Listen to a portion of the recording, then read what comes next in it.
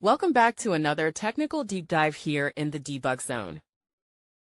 Today, we're tackling a big question and breaking it down with insights from other users. Hopefully, this clears up some misconceptions and helps you get the answer you need.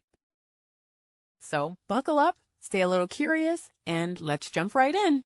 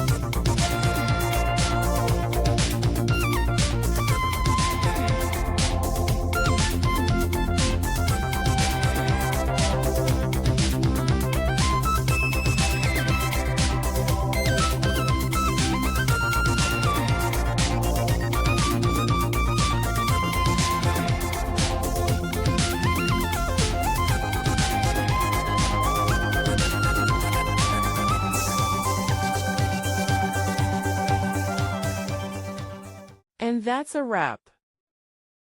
I hope you found the answer you were looking for. If you did, take a second to hit that subscribe button. It really helps out. And let me know in the comments which solution worked best for you. See you next time in the debug zone.